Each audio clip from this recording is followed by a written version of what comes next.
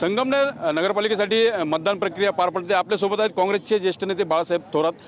कसं बघता तुम्ही संगमनेरची नगरपालिका जी आहे त्यामध्ये तुमच्या भगिनी 12 वर्ष जवळपास नगराध्यक्ष राहिलेले आहे, पुन्हा एकदा आता मैथिली तांबे मैदानामध्ये आहे, काय विश्वास वाटतोय? नाही असं आहे की याच्यामध्ये एक विश्वास आहे म्हणूनच 12 वर्ष राहू शकतं हे लक्षात ठेवलं पाहिजे। पुन्हा पुन्हा त्यावेळेसच निवडून येतं की एक विश्वास आहे म्हणून येतात आणि त्यांनी काम इतकं सुंदर केलेलं आहे। दुर्गाताईंनी 27 कोटी रुपयाचे बक्षिसं केंद्र सरकार आणि राज्य शासनाचे त्यांनी मिळवले, ते उगी नाही आहेत। आम्ही पाहतो की हे शहर अत्यंत सुंदर, बंधुभावाचं, शांतताप्रिय शहर हे वैशिष्ट्य या कालखंडामध्ये राहिलेलं आहे आणि तो विश्वास लोक पुन्हा दाखवतील। उपमुख्यमंत्री एकनाथ शिंदे प्रचारासाठी आले होते, मात्र त्यांनी तुमच्यावर टीका देखील केली नाही। फक्त काही ऑनलाईन गोष्टी होत्या ज्या मुख्यमंत्र्यांनी फोन लावून मंत्र्यांना सांगितलं की ही कामं झाली पाहिजे। नाही ठीक आहे, आता ते काय खरं म्हणजे ते महाराष्ट्राला लक्षात आलं। एकंदर 48 ठिकाणी त्यांनी MIDC मंजूर केलेले आहेत। हे अशी काही पद्धत नसते, परंतु आता ते करतायत। लोक फसणार नाहीत, लोक अत्यंत हुशार आहेत।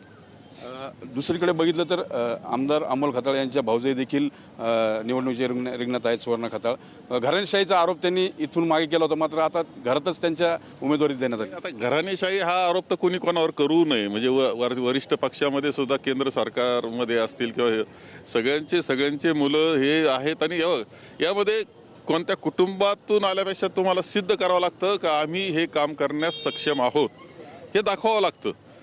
उभं केलं घरातलं माणूस म्हणून निवडून येईल असं समजण्याचं काही कारण नाही। त्या व्यक्तीला सुद्धा आपली सक्षमता दाखवावी लागते, जो दाखविल ते पुढे जाईल। अनेक निवडणुका ज्या आहेत त्या स्थगित झालेल्या आहेत, तुम्ही कसं बघता? कारण आयोगानं अनेक निवडणुकींची स्थगिती दिल्यानंतर काही ठिकाणच्या नगरसेवक पदाच्या देखील निवडणुका रखडल्या। खरं म्हणजे ते हास्यास्पद आहे, दुर्दैवी आहे, निषेधार्ह आहे, हे स्पष्टपणे मी सांगतोय। असे कार्यक्रम कसे बनवले जातात? इतके दोष असणारे कार्यक्रम, सदोष कार्यक्रम बनवणं, याच्यामध्ये माझं अत्यंत स्पष्ट मत आहे की निवडणूक आयोगाचं जे आहे ते सिनियर ऑफिसर आहेत, आयुष्यभर त्यांनी निवडणुका केलेल्या आहेत। ते कसा असावा कार्यक्रम हे त्यांना समजतं। असं असताना हा कार्यक्रम येतोच कसा, ज्याच्यात पुरेसा वेळ दिला जात नसतो।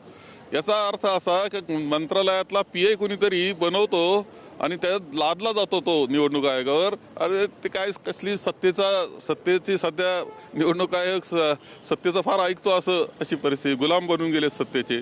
त्याचे हे सगळे परिणाम भोगताय जनता।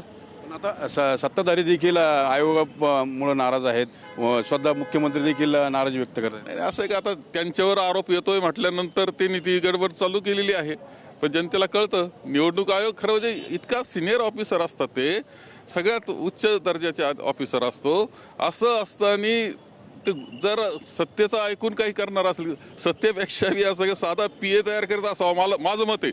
हा सगळा कार्यक्रम पाहिल्यानंतर असं वाटतं की मंत्रालयातला एक साधा PA कुणीतरी बनवतो आणि पाठवला जातो, फोन जातो का चला नाही तो कार्यक्रम पाठवला तो लावून या, असं झालं असावं असं माझं मत आहे। तुम्ही कालच्या सांगता सभेमध्ये म्हणाला की पाणी पळवलं जातं संगमनेरचं, नेमकं कोणावर रोख आहे? नाही पाणी पळू देणार नाही असं मी म्हटलं। लक्षात ठेवा, संगमनेरची जनता फार हुशार आहे। रोख कोणावर, काय कोण प्रयत्न करतंय, कोणाचा लक्ष संगमनेरच्या या विकासावर आहे, कोणाला याच्या बाबतीतलं जे संगमनेर चांगलं चाललं हे चालू नये वाटणारे कोण, हे तुम्हाला सगळ्यांना माहिती आहे। त्यामुळे आणखी काय बोलायचं?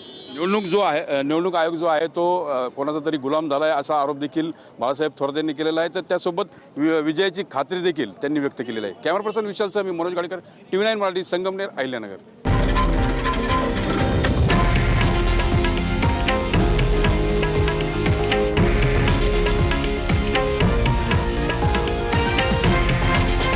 हे आहे देशातील नंबर 1 न्यूज नेटवर्क आणि आपण पाहत आहात TV9 मराठी, एकमेव।